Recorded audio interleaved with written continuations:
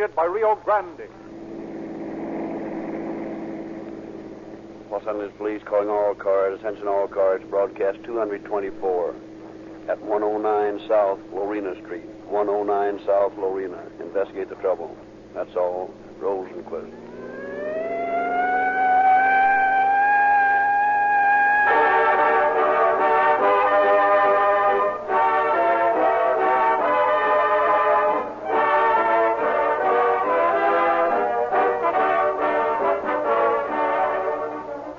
In a day when every known method of attracting attention is employed to urge us to eat this, wear such and such, use so and so, it's rather confusing to the average man who hasn't time to test for himself all of the myriad articles of merchandise competing for his money. Oh, excuse me, Dr. Lindsley, but I've been in that kind of a spot time and again. And my friends all say the same thing. Everyone wants the best he can get for his money. But how is a fellow to know what the best is? Well, Mr. Merrill, it really is more simple than most individuals think. Merely profit by the experience and decisions of those who buy the most and use the most of the product in question. Mm-hmm. As gasoline, for example. Observe which brand they select, and there's your answer. Which is? Rio Grande Cracked, of course. The gasoline that powers more... Yes, Doctor, I know. I've heard you many times. The gasoline that powers more police cars, ambulances, fire engines, and other emergency equipment, wherever it is sold, than any other brand. Wherever it is sold than any other brand. And... Oh, yes, you mustn't forget the other divisions of the government. And Rio Grande Cracked gasoline also is specified by officials of the state of California and the federal government to power their emergency automotive equipment. Truly spoken, Lou. These officials are the most eminent authorities on gasoline. They drive the most. They buy the most gasoline. They have overwhelmingly chosen Rio Grande Cracked. And there's nothing more to say except if you want the same kind of police car performance that has made Rio Grande first in public service, you know where the red and white Rio Grande station is in your neighborhood. Drive in for a tank full of Rio Grande Cracked tomorrow.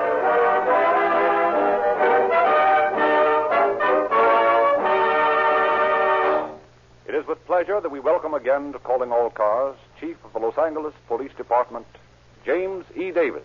Chief Davis. Good evening. There comes a time in the life of every man when danger stares into his eyes with sickening certainty.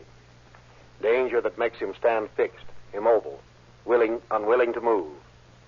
The victims in the story we are to hear tonight looked on such danger and died. Others came very close to the same danger, paused and passed on. Who knows what the outcome would have been if they had stopped? Perhaps a life would have been saved. Perhaps another life would have been lost. Perhaps the work of the police would have been made easier. Perhaps it would have been doubled. Sometimes it is hard for a private citizen to decide to interfere in a case, but sometimes such interference may save a life. That is the problem faced by some of the persons in tonight's story. The outcome of the case I shall save for you till the end of the program.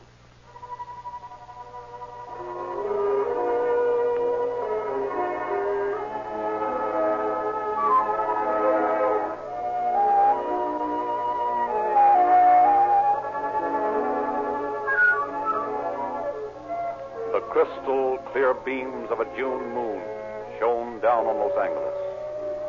Here and there, sinister shadows blotted out beauty and made perfect cover for hideous things, for creeping beasts of prey.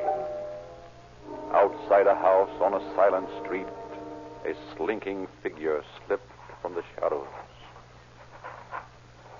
Cautiously, the figure crept toward a window of the house. Blunt, broad hands opened the flimsy screen, and with effortless strength pushed up the sash. Broad palms rested on the sill for a moment. Then, with ape-like agility, the man lifted himself into the room. The noise made by the ghostly form was slight, but enough to awaken a sleeping child, restlessly tossing beside her mother. The child sat up in bed, gazed fearfully about, Then her gaze became fixed in horrified fascination on the open door. Through that door, across the creaking floor, a man moved stealthily, purposefully, toward the bed. The terror-stricken child watched for an eternal moment before a scream broke the stillness of the night. Mama, there's a man in the room. Mama! Oh, Conchita mia, what is the matter? Oh, Mama, there's a man. There's a man. Oh, what do you want? Go away, leave us alone. Keep your mouth shut. Outside the home of Maria Gonzalez, the June moon still poured its silver light over the sleeping city. Along the sidewalk came Manuel Ordea, homeward bound from work. Across the stillness of the bright night came a sound that chilled his blood. Please stop, please. Andea paused, listened, strained his eyes toward the house from which the sounds had come. Only the flickering shadows beneath the shuddering palm trees and the faint whisper of their fronds told him that life was here. He wondered if he should investigate. He shrugged and passed on. Thus, Manuel Ordea passed by death. In the home of Carmen Ortega, nearby, the voice of Maria Gonzalez was heard saying, What do you want? Go away, leave us alone. Maria's having trouble with one of her boyfriends, I guess. So Carmen Ortega went back to sleep, and once more quiet reigned on the moon-drenched street. From the Gonzalez home, a stealthy figure crept noiselessly out of the door and disappeared. An hour and a half later, the measured clop, clop of horses' hoofs broke the stillness of the night. A milkman, making his matutinal rounds, paused at 109 and gazed at an open door. That's funny. Wonder if one of Maria's boyfriends left in a hurry. Looks like a man's hat laying on the porch. Funny she leave the door open all night. Oh, well, none of my business. Guess she wants a couple of pints as usual.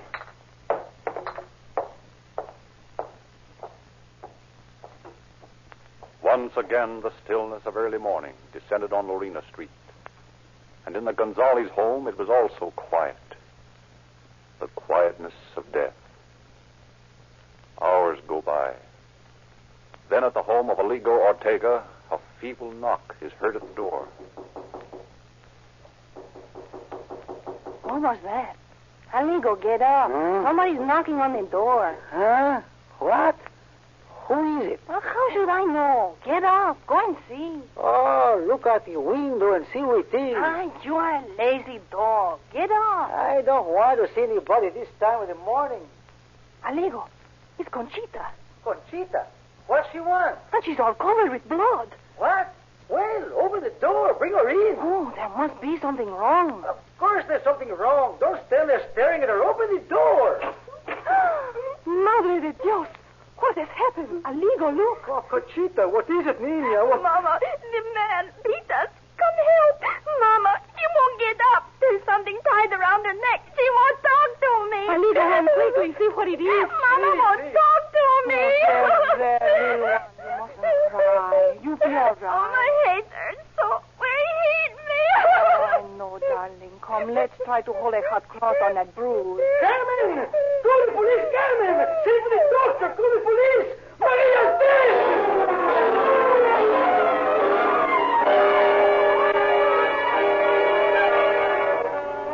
In response to the frantic calls of Ortega and his wife, ambulance attendants took the injured child to Georgia Street Hospital, while Detective Lieutenants Edward Romero and Oakley Torres arrived to investigate the crime. Come on. Let us through here. Let us through, I say. Hey, don't block the door, fellows. Don't block this door. Well, Torres, I see Captain Bradley's already out here. Yes, it isn't far to the Hollenbeck division. Hello, Romero. Hello, Morning, Cap. Torres. Hiya. Get your boys out of bed? Well, just about. It's all the excitement. Somebody got in and strangled Maria Gonzalez. Beat up her little daughter.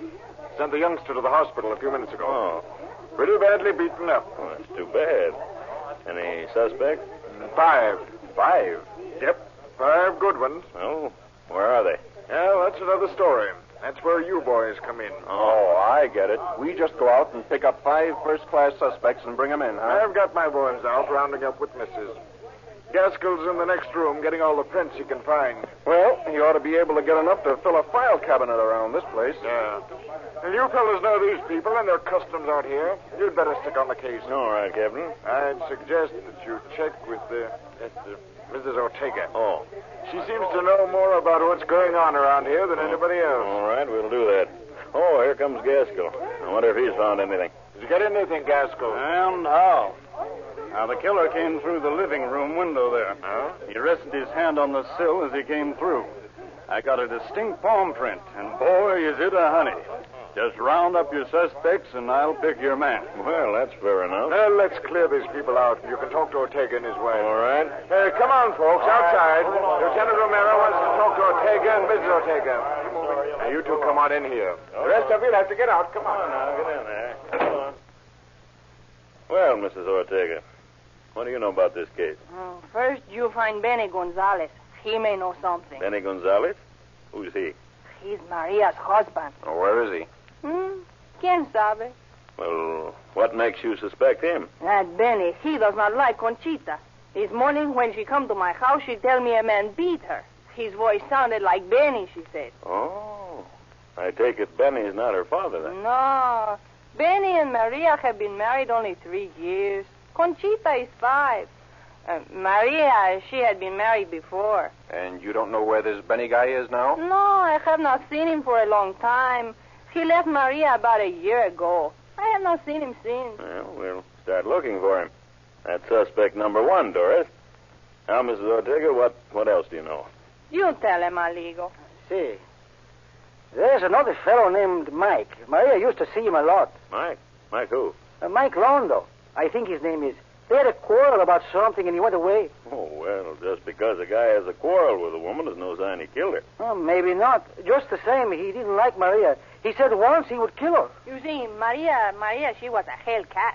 She got mad when Mike left. She told the police that Mike had a steal on his ranch, and they raided him. Oh. That's when he said he'd kill her. Well, Doris, that's 2 of our suspects. Yeah. Ortega, I don't suppose you know where this Mike is. He has a ranch out close to Ontario. You can find him. You find a fellow named Jesus. He might have done this. Yes, he might. But with half the colony named Jesus, how are we going to find the right one? Well, this one, he works in a clothing store near First and Main. You can find him. Oh, that makes a difference. I know. He tried to give Conchita a nickel. Oh. You think he might have done this? Well, he's the sort who would do it. I chased him away from my own little girl once. Maria ran him off once, too. Well, so far, this bird seems like our most logical suspect, Eddie. Yeah. Yeah, I was thinking the same thing. We'll have to question the gentleman. Mm-hmm. Didn't any of you hear anything last night that might have sounded suspicious? Well, me, I hear Maria say, "Go away, leave us alone." I thought maybe she was having another fight with her boyfriend. I didn't pay no attention. Manuel Ordea, his newsboy. Oh? He heard some screams, too. But he didn't go in. And the milkman, he tell me he see the door open early this morning when he delivered the milk, and there was a brown hat on the porch. Well, did he go in? No.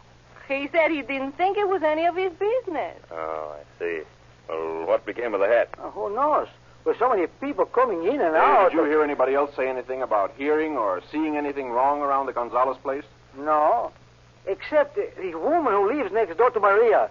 She said she saw Jose Mayen over there last night. Oh, who's he? Oh, he's a friend of Maria's. He works on a hospital they're building over close to Pasadena somewhere, you know. Yes, but where does he live? Oh, over on Garrity Street, I think. Oh. And did this woman see anybody else? She said there was a gray-haired man there about 8 o'clock. Had plenty of visitors last night anyway. Did she know this man? No. Well, Doris, that makes 5 suspects accounted for.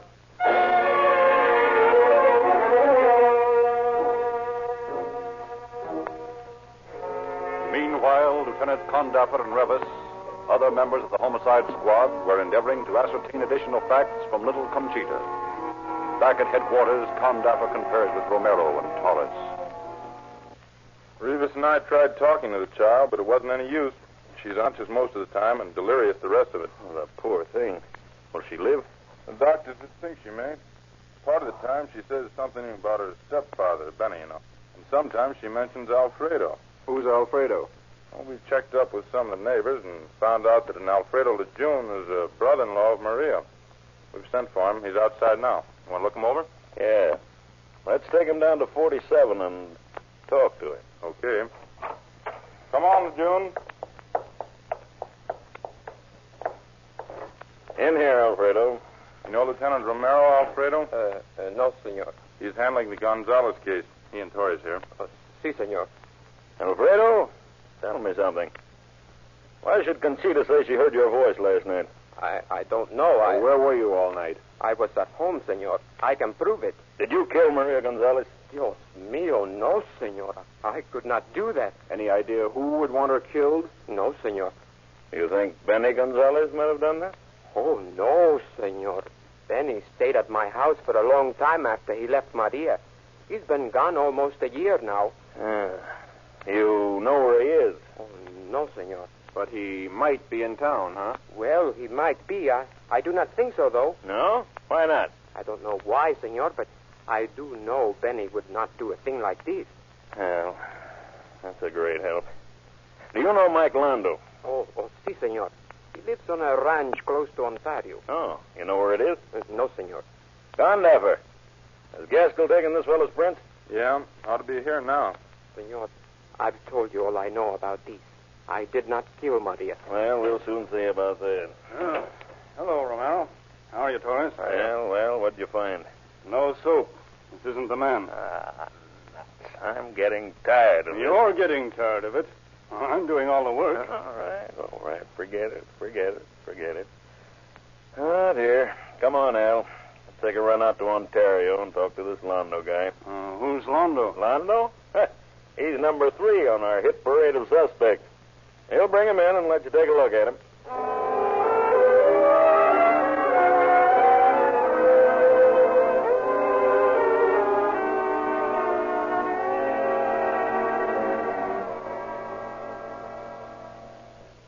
Gaskell, this is Londo. Plank his mid on a card and let's see if it checks. Now, listen, you guys. I told you on the way in that I don't know anything about this murder. Well, in that case, you won't have any objections to our process of elimination. No, it isn't that. I just don't like to lose the time from my work. I admit I didn't care much what happened to Maria, but I wouldn't kill anybody. You wouldn't kill anybody. What did you fight about? She had too many boyfriends to suit me. Oh, so you bumped her off, eh? Have I got to go over all that again? No, I didn't bump her off. We had a fight, sure. I went out to the ranch and forgot all about her in a week. Yes, I'll just bet you did. Sure I did. When I'm washed up, I'm washed off. Yeah, when you're washed up, you're washed up. All right, and then what happened? Well, she told the liquor guys that I had a steal out on the ranch, and they raided me. Oh, they did, eh? And then you decided to get even, is that it? I tell you, I never touched the dame. You never touched her, but you did say you'd like to kill her, didn't you? Sure I did. I would have, too. She didn't have no reason to put the cops on me. I hadn't done her any harm. Say, did you have a still? Of course not. That was her story. Oh, how about it, Gaskell? Yeah, afraid not, boys. Well, I'm beginning to wonder if we have got a murder on our hands. Yeah, we've got a murder, all right, but that seems to be about all. See? I told you, Birds, I didn't have nothing to do with this. Well, maybe not. Now, look here, Mike. Don't go around shooting off your mouth about how you'd like to kill people. Someday it's going to get you into a jam. You're telling me. Yeah, I'm telling you. Okay, you can scram now. Get out. Thanks, Romero. Well? Well? Did you have Condeffer pick up Maine? Yeah, Frank's got him down in the office now. All right, let's go talk to him. Okay.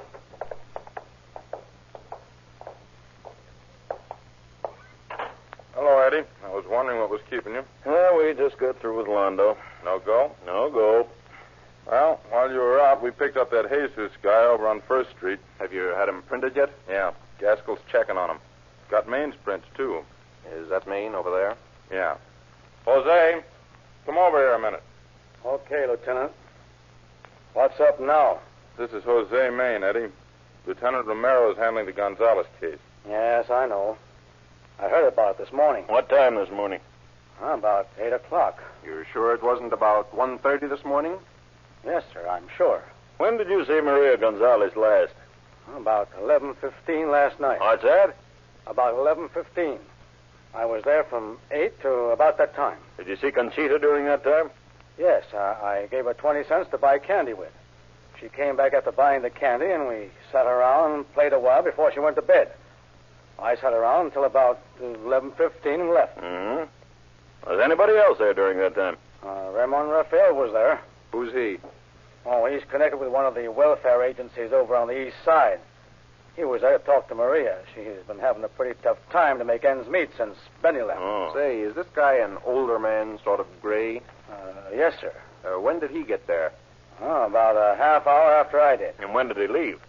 About an hour later. Did you get those scratches on your face when Maria was choked to death? Of course not. I wasn't there. I got these from a tree I ran into out on the job where I work. All right. Incidentally, Eddie, I checked on that candy story with Jive. Oh, what'd you find, Gaskell? Same thing in both cases. Wrong man. Ah, nuts.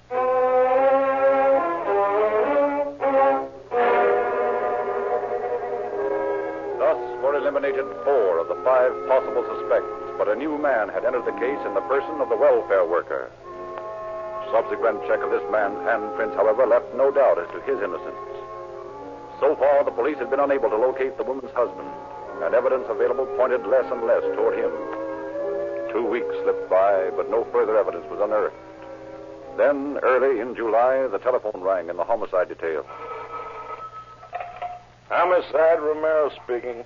I won't tell you my name, so don't waste time asking. Huh? But I think I have some information about that Gonzalez case. You have? What is it? I know a young man who knows a woman who had been in the vicinity of the crime when it was committed. Well, so what? If you want to send somebody down here to talk to me, I'll have the girl come here and give you the information. Want to take down the address? 9000 Main Street. I understand you told this woman who phoned me that you had some information on this case. Well, I don't know whether it's worth anything, but the man I do washing for, he came to my house the night Maria was killed. Who was he? Oh, I don't know his name, but he's a section hand on the railroad. Well, that makes it simple. And what happened to make you suspicious? Well, this man, he used to come at night and bring his clothes. And then I'd wash them for him, and he'd come back later and get them. Yes. But the night of the killing, what happened then? Oh, I'm coming to that. This man, he came in that night, and he'd been drinking. Oh, he was awfully drunk. This fellow, his first name's Miguel. I don't know the last name. Well, Miguel came in and sat around until almost midnight. I tried to get him to leave, but he wouldn't do that. Oh, finally I got him out. Then I went to bed. I don't know how long I'd been asleep, but something woke me up. It was somebody pounding on the door. Oh, who is he? Yes, open the door. Oh, go away. I am in bed. I want to sleep. Open the door. You're breaking down. Open the door. Well, wait a minute. Hey, go away. You cannot come in here. That's what you think. Lock the door. Hey, what's the matter with you? Lock the door. Oh, you're still drunk. Why don't you go on home and sleep it off? I'm not drunk. Get me a drink. Say, don't you order me around like that. I said get me a drink. All right. You don't have to yell about it. He had a wild, excited look in his eyes. I was afraid of him. How long did he stay there? Oh, about an hour. And how was he dressed? He had on a blue suit, I think. Blue suit. See any blood on it? No, senor. Did he have a hat? Well, he did when he left for the first time, but he didn't when he come back. Did you notice what kind of a hat it was? Well, it was a brown felt hat, I think. Brown felt. What did this man look like? Well, he was very dark, and he had deep smallpox marks on his face. Well, maybe he's worth questioning. We'll try to find him. If he comes back, be sure and call us. Si, senor, I will.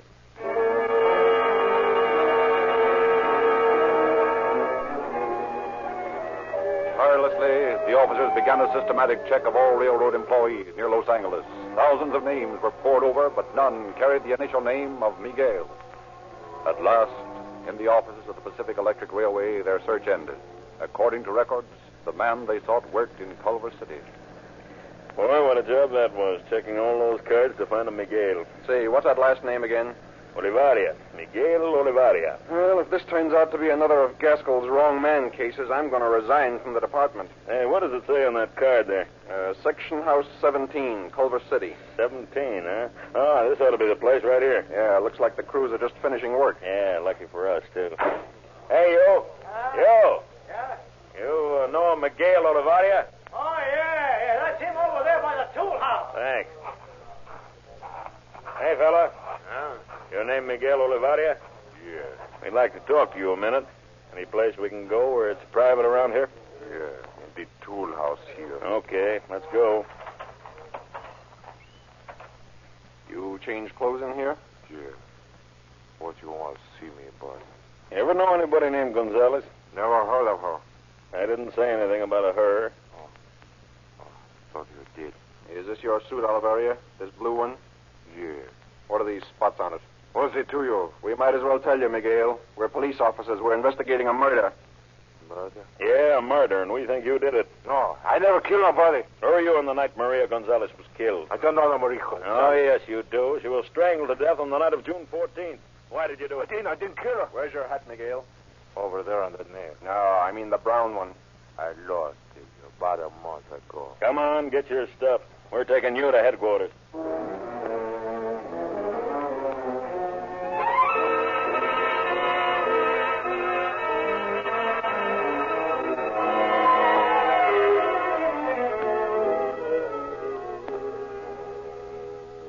Al, ask Gaskell to come in here, will you? Sure.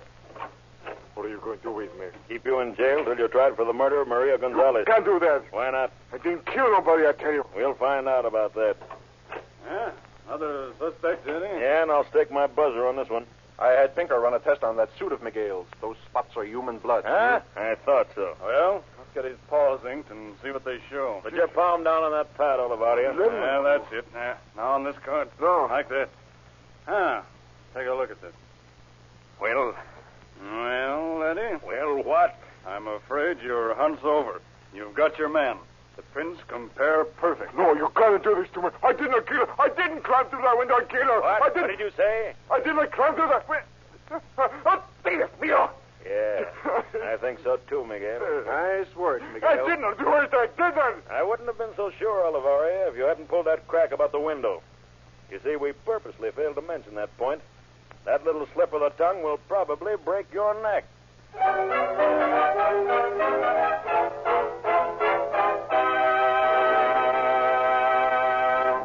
In just a moment, Chief Davis will conclude our story.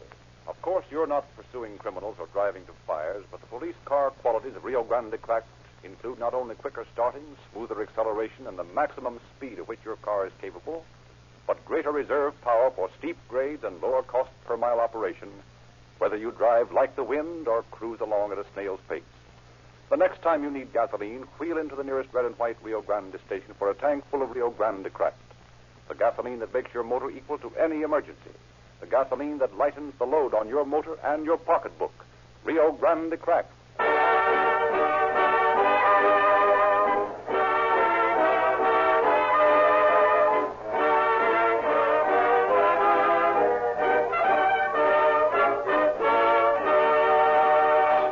Chief Davis. We took the case of Miguel Oliveria to court with the damning palm print and the theory that he had killed Maria Gonzalez in a drunken, lustful frenzy. A jury agreed with us, and Judge William S. Baird sentenced Oliveria to life imprisonment with an additional sentence of 50 years for his brutal attack on little Conchita. The 6 palm prints solved our case. Thank you, Chief Davis.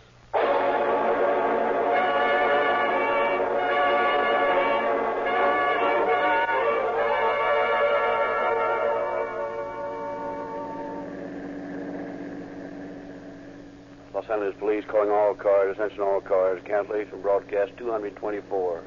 Suspect in this case is now in custody. That's all. Rosenquist.